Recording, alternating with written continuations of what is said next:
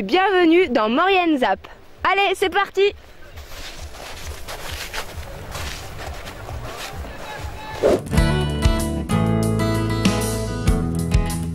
Le lundi 2 avril, la communauté de communes Cœur de Maurienne lançait son nouveau service de transport collectif, j'ai nommé Cœur de Maurienne Bus.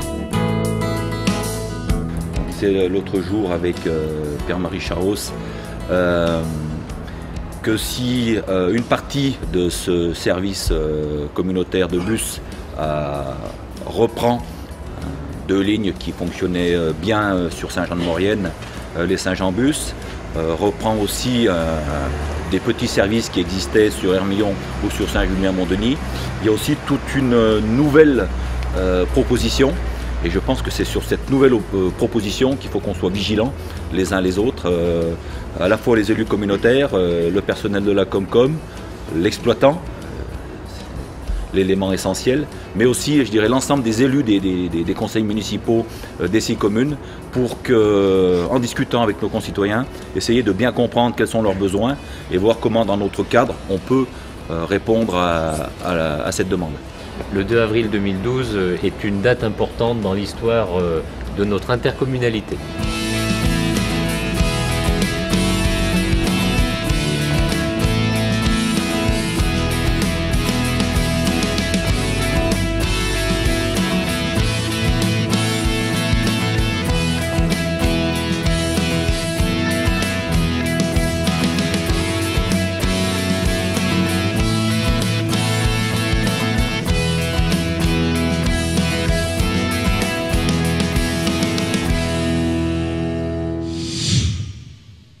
Mardi 3 avril, la commission intergénérationnelle de Saint-Jean-de-Maurienne a reçu un invité de marque, j'ai nommé Jean-Louis Sanchez, délégué général de l'Observatoire national de l'action sociale décentralisée, qui fut le premier en France à militer pour la notion du mieux vivre ensemble. Il y avait cet après-midi une réunion avec l'ensemble des services municipaux. Et pour moi, c'est aussi important que la commission de ce soir, parce qu'elle reflète bien le souci de transformer l'administration municipale en une administration au service du lien social. Et c'est extrêmement important dans une période où la fragilité économique nécessite le renforcement des liens entre les habitants. Nous sommes paradoxalement un pays qui a de très grands atouts, même si nous vivons une période difficile. Or, les Français ont une tendance à faire prévaloir la défiance envers le voisin, la défiance envers l'avenir, la défiance envers l'administration, sur une relation de confiance. Et nous sommes, de ce point de vue-là, plus fragilisés que d'autres pays européens pour affronter la crise. C'est la raison pour laquelle la question du vivre ensemble n'est pas une question secondaire, mais aujourd'hui tout à fait prioritaire dans l'esprit d'un certain nombre d'acteurs municipaux. Il faut donc essayer d'inventer une nouvelle sociabilité qui pourrait se construire autour de 3 grandes idées. Faire d'abord de chaque personne dite âgée un acteur éducatif. L'école, aujourd'hui, ne suffit pas à redonner du sens, de la perspective, l'idée du métier aux jeunes. Il faudrait accompagner l'effort de l'école d'une forte mobilisation d'adultes expérimentés avec des valeurs, du désintéressement, pour renforcer le lien de l'école et de l'éducation. Il faut également essayer de faire de chaque voisin quelqu'un de proche. Les Africains disent « ton plus proche parent est ton voisin ». Nous entrons dans une période de vulnérabilité où les solidarités de voisinage devront bientôt compléter les solidarités familiales. Et il faut donc travailler ces questions-là. Et puis, l'intergénérationnel est une idée magnifique, car elle permettrait en même temps de faire comprendre la valeur de la différence. Moi, je lis un petit peu la question du vieillissement et la question des populations des quartiers difficiles. Plus on donnera le sentiment en France qu'on a envie de faire du grand âge une force et non pas une faiblesse, plus les jeunes des quartiers difficiles comprendront le message de la République. Ils nous reprochent aujourd'hui de ne pas avoir une vision de la famille plus construite. Nous avons tendance aujourd'hui à valoriser la barrière des âges au détriment de la coopération des âges. Et je vois donc dans cette nouvelle culture intergénérationnelle la possibilité de renforcer la confiance de ces jeunes dans la société de demain. Je pense que Saint-Jean-de-Maurienne s'est donné les moyens de faire de cette commission intergénérationnelle une commission qui soit vraiment une commission qui produise des idées nouvelles.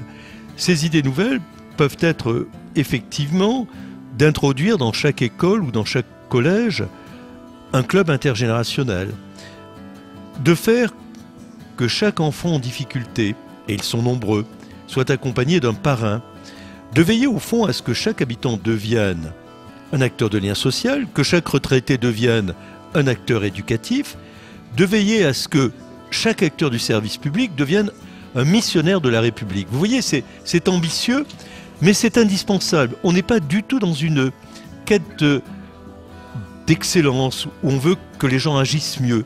Il s'agit de résister à un tsunami économique qui nous menace pendant les 10 prochaines années. Et la résistance viendra bien évidemment de la consolidation des droits des uns et des autres, mais aussi de l'implication de chacun d'entre nous dans ce combat-là. On pourrait caricaturer en disant si l'État est chargé de la liberté et de l'égalité, c'est aux collectivités locales et aux mouvements associatifs qu'il appartient d'entretenir, d'enrichir, de labourer la fraternité.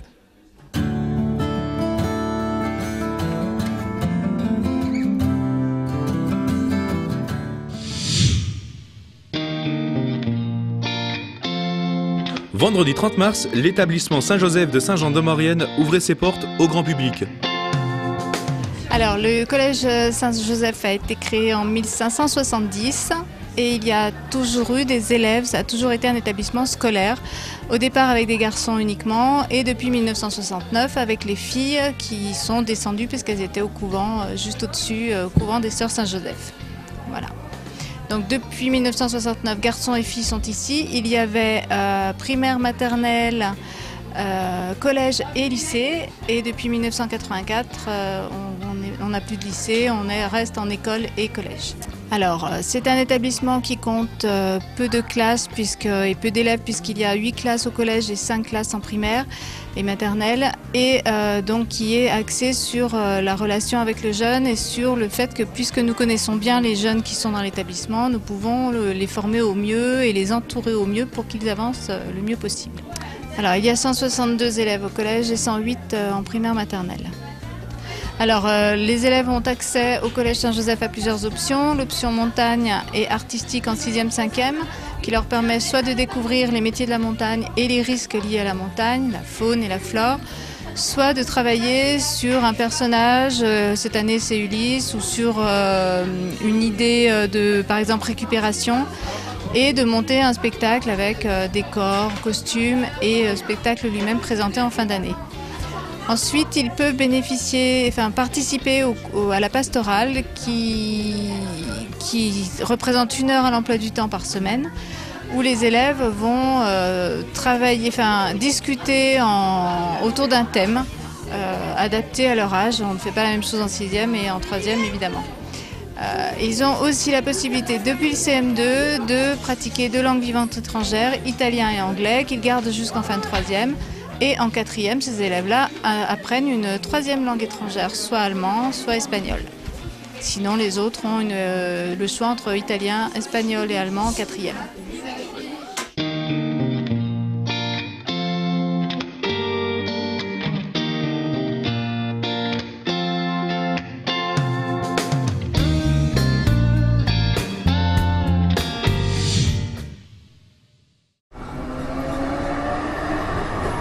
Salut, c'est Laka. Cette semaine, nous allons vous parler de l'opération Première Page. Opération lancée par la CAF et le Conseil général de la Savoie pour inviter les plus petits à entrer dans l'univers de la lecture. Sur le canton de Saint-Jean-de-Maurienne, plusieurs bibliothèques du canton, l'ACA et l'association L'Envolée des Signes se sont associés pour vous proposer des ateliers parents et enfants pour découvrir l'album Première Page et le plaisir de lire en famille. 7 temps forts sont à retenir du 7 avril au 16 juin. Vous pouvez retrouver le programme qui s'affiche là à côté de moi dans les bibliothèques, les crèches, à l'ACA et bien sûr sur le site www.premièrepage.fr. Ces animations sont ouvertes à tout enfant de 0 à 5 ans ainsi qu'à leur famille. Elles sont entièrement gratuites et sans inscription. Cette semaine, nous allons vous parler d'une sortie nature.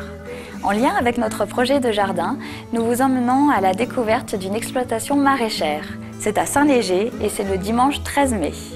Si vous avez envie d'avoir les conseils d'un professionnel et de mieux connaître le fonctionnement d'une exploitation maraîchère, n'hésitez pas à nous rejoindre. Salut Laetitia! Salut Elodie! Comment tu vas? Ça va? J'étais en train de regarder le programme des conférences parentalité en Savoie et il se passe vraiment plein de choses qui ont l'air vraiment intéressantes. Moi aussi, j'en avais repéré quelques-unes. Il y en a vraiment des sympas, mais par contre, je suis comme vous, j'ai pas envie de conduire le soir, je suis fatiguée. Justement, c'est pour ça que l'ACA propose des covoiturages pour aller assister à ces conférences. Donc la prochaine, ce sera le mardi 22 mai à Saint-Pierre-d'Albigny pour aller à la conférence « Comment sanctionner sans punir » organisée par l'ACA de Saint-Pierre-d'Albigny. Alors, on covoiture? On covoiture? Samedi 14 avril, de 10h30 à 16h, Virginie Troussier, la Mauriennaise qui aimait écrire, sera en dédicace à la médiathèque de Saint-Jean-de-Maurienne pour présenter son premier roman, Folle d'absinthe. Voilà, Maurienne Zap, c'est terminé. On se retrouve bien sûr la semaine prochaine.